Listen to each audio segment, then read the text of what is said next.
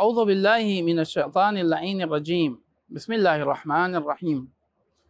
अल्हम्दुलिल्लाहि रब्बिल आलमीन वस्सलातु वस्सलामु अला मुहम्मद व आलिहि तय्यबीन अत्ताहिरीन। अल्लाहुम्मा सल्लि अला मुहम्मदिन व आलि मुहम्मद व अज्जिल फरजहुम वल्लअनतु अला अदाइहिम अजमईन मिन यौमिना हाज़ा इला क़ियामि यौमिद्दीन। अम्मा बादु फ़क़द। बिस्मिल्लाहिर्रहमानिर्रहीम।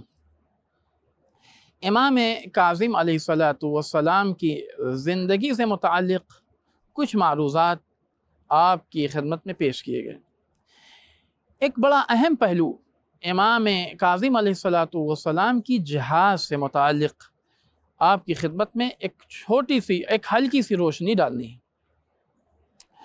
इमाम में उमूमन लोगों के दरमियान ये तसव्वुर पाया जाता है, इमाम यानी हुकूमत से बेजार, इमामत यानी इक़्तिदार से बेजारी, जबकि और ऐसा नहीं है कि ये तन्हा लोगों के दरमियान मारूफ़ है, बल्कि मारूफ़ के साथ साथ उलमा और फ़ुज़ला के जिन्होंने अपने आप को इल्म व फ़ज़ल से मंसूब किया, उन्होंने भी माहौल को देखा और माहौल के देखने के बाद ये कहना शुरू कर दिया कि हमारा काम हुकूमत से नहीं है, हमारा काम इक़्तिदार से नहीं है, बल्कि हमारा सारा सरोकार दीन से है, लिहाजा हम हुकूमत से बेजार होते हैं, लिहाजा हम इक़्तिदार से बेजार होते हैं।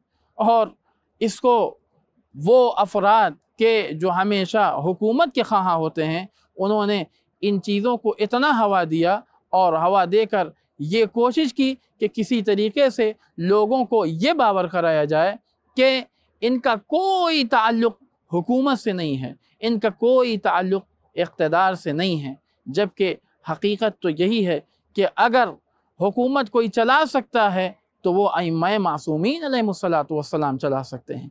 इक़्तिदार कोई संभाल सकता है तो इक़्तिदार अइम्मा मासूमीन अलैहिमुस्सलातु वस्सलाम चला सकते हैं। और इंशाअल्लाह वो ज़माना आएगा कि जब हमारा आखिरी रहबर, हमारा आखिरी रहनुमा आएगा, ज़ुहूर फरमाएगा, काबे की दीवार से टेक लगाकर ऐलान करेगा कि ए मेरे चाहने वालों, ए मेरे अजीज़ों, मेरे पास मेरे करीब आ जाओ कि मैं तुम्हारे साथ मिलकर अदल व इंसाफ को कायम करूँगा। एक वक्त ऐसा ज़रूर आएगा। तो ये बावर कराना और ये तसव्वुर पैदा करना कि अइम्मा मासूमीन अलैहिमुस्सलातु वस्सलाम का कोई सरोकार इक़्तिदार से नहीं है, हुकूमत से नहीं है, ये बिल्कुल गलत तसव्वुर है। और इसी तसव्वुर को उलमा के लिए, फ़ुज़ला के लिए बयान करना बिल्कुल दुरुस्त नहीं है। हाँ, अब इंसान को ये फ़र्क करने की ज़रूरत है। सियासत की दो किस्में हैं, एक सियासत इस्तिक़लाली है, एक सियासत इत्तिबाई है। सियासत इत्तिबाई किसे कहते हैं? सियासत इत्तिबाई कहते उसे हैं कि हुकूमत इक़्तिदार किसी और के हाथ में हो और उलमा को, फ़ुज़ला को भी उस हुकूमत में शामिल कर लिया जाए और इनके ज़रिए से इस्लाम के अहकाम को उसी तरीक़े पर रखा जाए, उसी तरीक़े से इशारा किया जाए कि जिस तरीक़े से हाकिम चाहता है, हुकूमत चाहती है। यकीनन सियासत की ये किस्म बिल्कुल ख़राब है, बिल्कुल गलत है, बिल्कुल हराम है।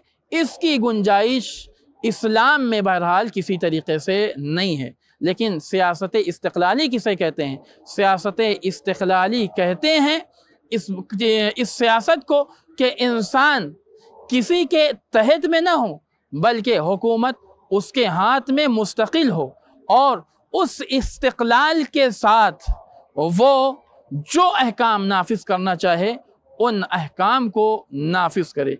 इसका नाम है सियासत इस्तिक़लाली। बहरहाल शायद अभी वो ज़माना नहीं आया है कि जिस ज़माने में मुस्तकिल हुकूमत मासूमीन अलैहिमुस्सलातु वस्सलाम के हाथ में हो, लेकिन यकीनन एक ज़माना ऐसा आएगा कि जिस ज़माने में मासूमीन अलैहिमुस्सलातु वस्सलाम के इक़्तिदार होगा, उनकी हुकूमत होगी और वो दुनिया पर عدل و انصاف قائم کریں گے۔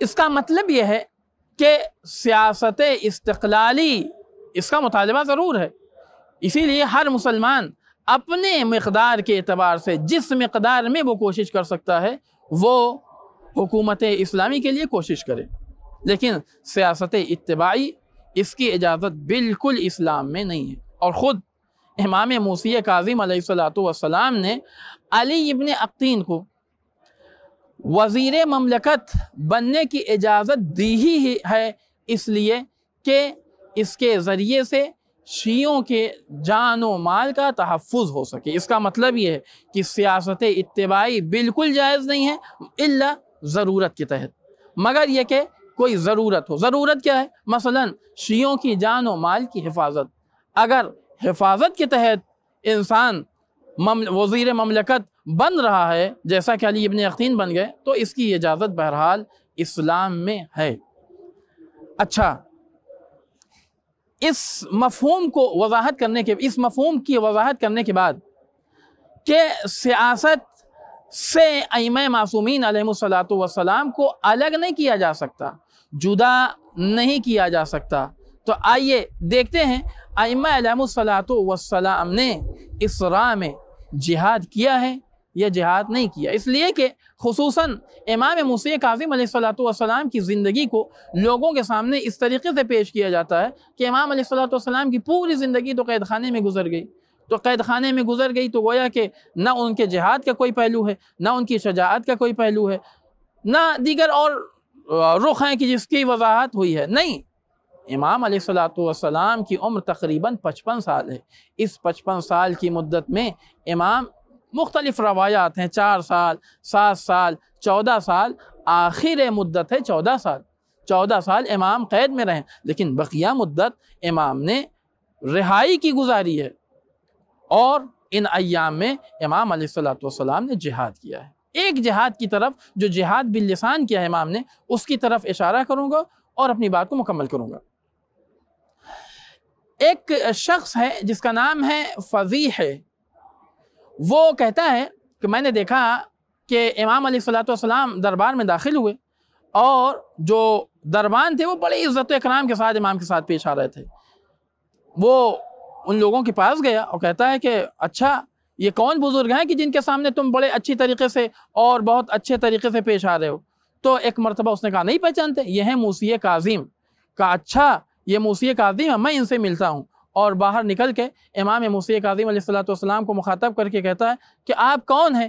امام نے ارشاد فرمایا اگر تم مجھے نہیں پہچانتے تو پہچان لو، میں فرزند رسول ہوں، اور اگر تم میرا مقابلہ کرنا چاہتے ہو تو یہ بات جان لو کہ تمہارے بزرگوں نے، جب تمہارے بزرگ قوم مشرکین کے مقابلے میں آئی تھی تو قوم مشرکین نے یہ کہہ کے اپنے برابر جگہ نہیں دی تھی کہ ہمارے برابر کوئی آئے اور وہ ہمارا مقابلہ کرے، یہ ہمارے برابر نہیں ہے۔ مطلب یہ ہے کہ تم ہمارے برابر نہیں ہو، جب تم ہمارے برابر نہیں ہو تو تم ہمارا مقابلہ نہیں کر سکتے ہو۔ یہ وہ ایک رخ تھا جہاد کا، جہاد باللسان کا، کہ جس کی طرف اشارہ کیا ہے میں نے۔ والحمد للہ رب العالمین۔